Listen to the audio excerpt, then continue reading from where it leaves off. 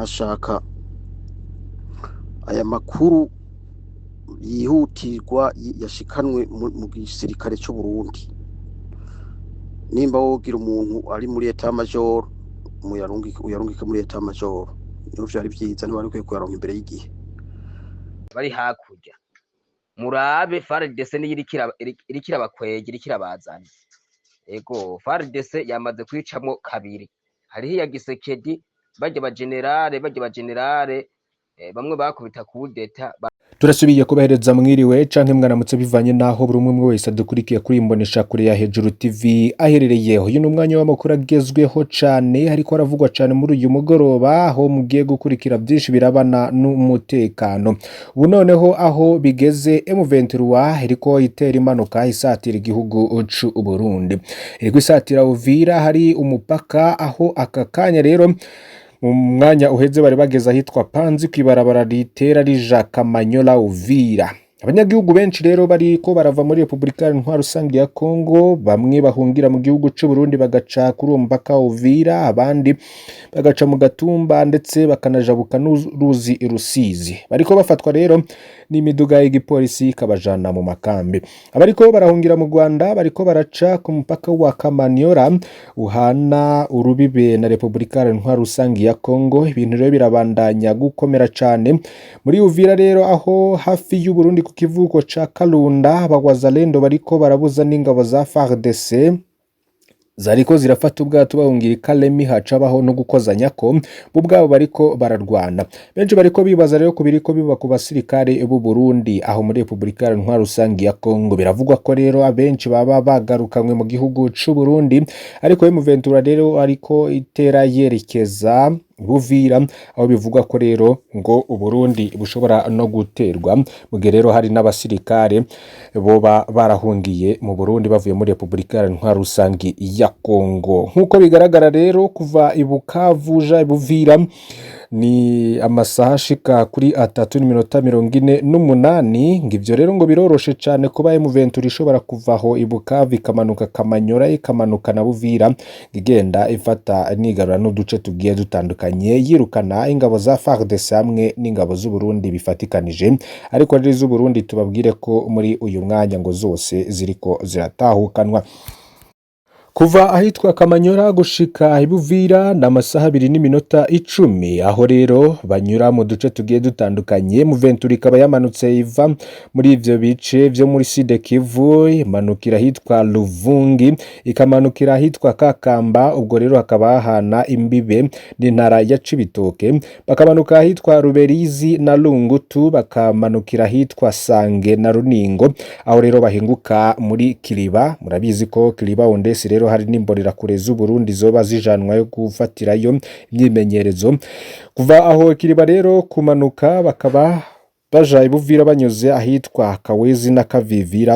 Ivyo byose rero bikaba bitera ubwoba abantu bagiye batandukanye. Uvira rero murabizi ko iri neza na neza hafi na Bujumbura, ariko bikaba bitandukanwa ni kiyaga Tanganyika. Bikaba rero biboneka ko kuva Uvira baca mu Gatumba ariho hegereye Ibujumbura, ari naho rero abantu bariko barahunguka Murantunge bariko barahunga bava muri Republika Iharanira Rusangi ya Kongo, ariko bariho barahinguka aho mu Gatumba rero bagaca binjirira Ibujumbura. Ibya M23 rero n'ingabo za FARDC birabandanya gukomera cane. N'ubu ngubu ari imirwano iriko iraba, nubwo itakiri myinshi cane nka mbere. Bagifata ikibuga c'indege ca Kavumu, bikaba rero byaranateye n'abantu benshi ubwoba, harimo rero abenshi bagiye barahungira mu Rwanda ndetse no mu Burundi.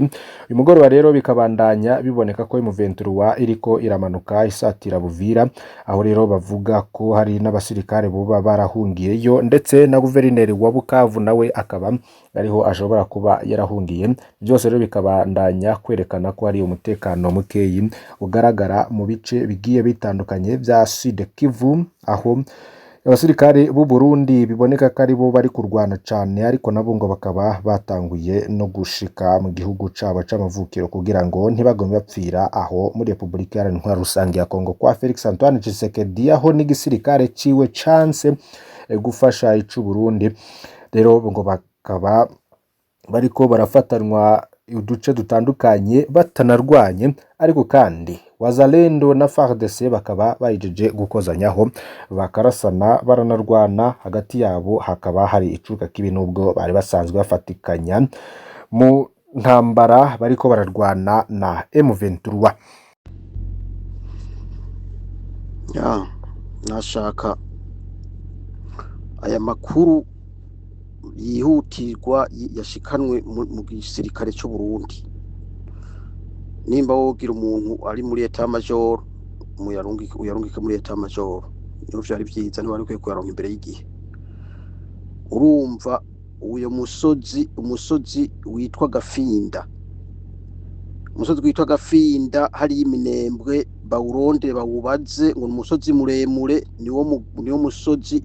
Nico gituma ngo bafashe ikibuga c'indege ca Kavumu. Objectif ya mbere kwari kugira ngo bunguruze abasirikare n'inkoni nini, kuko atabarabara rihari ryo bashikanayo, bakoresha indege batwara iminembwe. Ubwire ubutumwa buje mu gisirikare, ikibuga c'indege cyo mu Minembwe bagerageze abasirikare b'u Burundi bacokipe mu maguru masha bagifate, nimba batarashikayo. Maze iminsi numva ko hari aba FARDC bari banze iminsi bagwana nabo baritabaranye n'abamakana kugira ngo bagifate, bitarashoboka. Ariko na FARDC ngene igwana bashobora kugifata, kuko ubu ni ibintu vyihuta gose.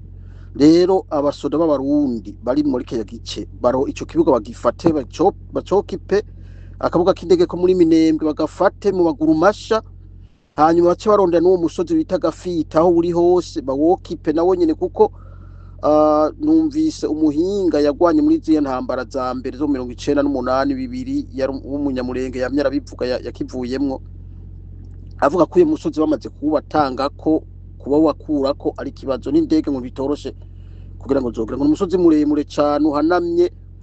Bumva bashaka kugira ngo bapirone Bujumbura, bapirone muri Tanganyika, imeri zose zija muri Tanganyika nta nimwe zo bikigenda zikavimvira, nta nimwe zo bikigenda. Umva Tanganyika yose baca bayokipa, Bujumbura baca bayokipa kuri iyo misozi, ngo ni imisozi ibiri yegeranye. Iyo misozi, uwo musozi wa Gafita rero uba ubutumwa buje muri etat major vyihuta. Ikibuga c'indege, akabuga k'indege ko mu Minembwe bakokipe basoda mu Burundi. FARDC murabona ivyo ko atavyo, hanyuma bacokipa niyo misozi mu maguru masha bagateba bakayibatanga kwiyo misozi, kuko ngo birihuta cyane, bariko arevyihutisha cyane. Ndagusavye iyo audio yiruke muri etat major, uwari we wose uzga w'umusoda w'umufisiye w'inkora mutima uyimuhe ayishikane kwa prime canke ayishikane kwande ahantu nimba batahazi barondere. Icambere cihutirwa no gufata ikibuga akabuga k'indege ka Minembwe, baje ba FARDC bari hajya, kuko ubu niyo objectif yihuta.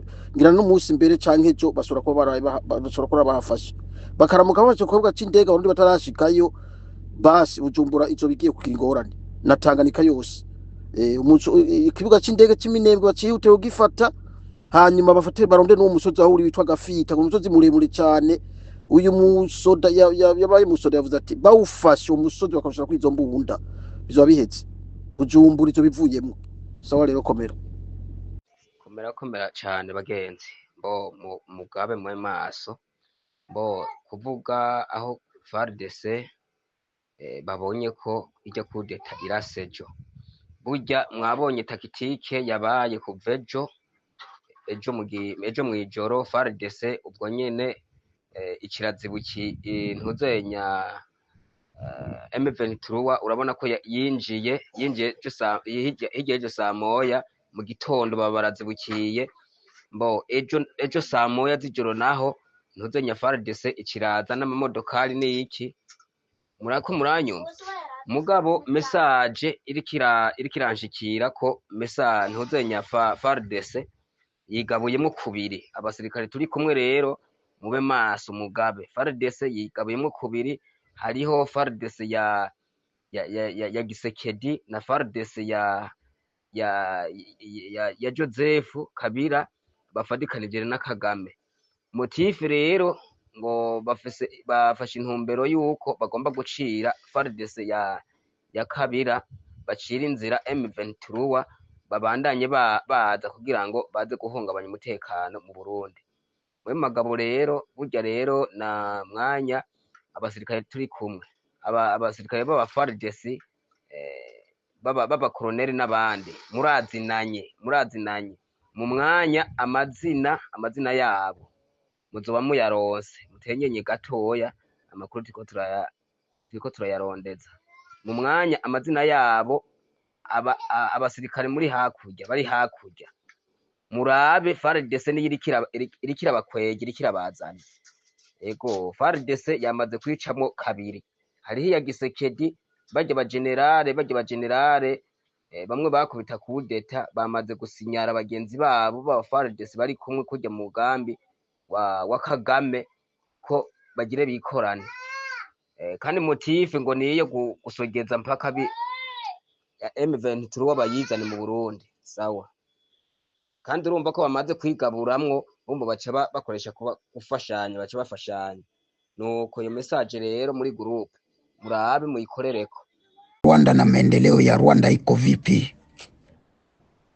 Rwanda ni kilalo na Paul Kagame ni muhaini, ni mtu ambaye hana huruma kwa wandugu zake wa Afrika.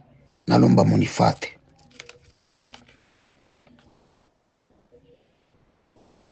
Nalomba munifate peuple congolais. Kuko bana intelligentsia mu 14e siècle walikuja kufanya utafiti. Huyu mwana intelligentsia alitokea Uingereza, nimesahau jina yake. Mu 14e siècle alikuya kufanya utafiti ndani ya Kongo yetu. Alivyofanya utafiti ndani ya Kongo yetu, ikagundulika Kongo iko na matiere ya mingi sana, na hiyo matiere ipo mu Grand Kivu. Hiyo matiere ipo mu Kivu yenye alikuya kugundua huyo mwana intelligentsia kutokea pale Uingereza. Baada ya hapo aliishi na watu, alitembea kwenye makabila mengi, lakini alikuja kuona jamii ya Watusi au Wanyarwanda ni waaminifu, ni watu ambao wanaendana na mila kidogo tofauti na ya kizungu, kwa sababu Watusi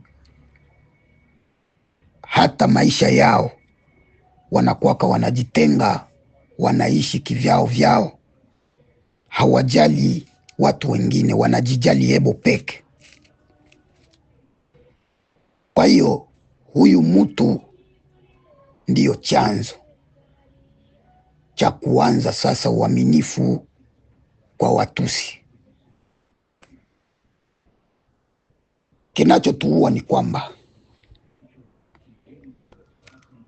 mikataba ambayo ipo ni kwamba Kivu ya Kongo yetu ipo pale kwa sababu ya ba multinational, na hiki kitu mukitambue kuanzia leo. Ipo pale kwa sababu ya ba multinational. Haba ba multinational haba, subirini nibaambie ba Kongole, mu este ya Kongo korta yenye inatoka mu este ya Kongo inabeba 88%. Donc mu este ya Kongo ndio kwenye munatokaka korta mu dunia muzima. Este ya Kongo inatoshaka 88% ya korta. Kama tunatengenezewa matelefoni, kama uko naona matelefoni, kama uko na laptop kwako, matiere inatoka Mkongo. Biwanda ile ya kutengeneza matelefoni iwe Chine, Etats-Unis, France, Angleterre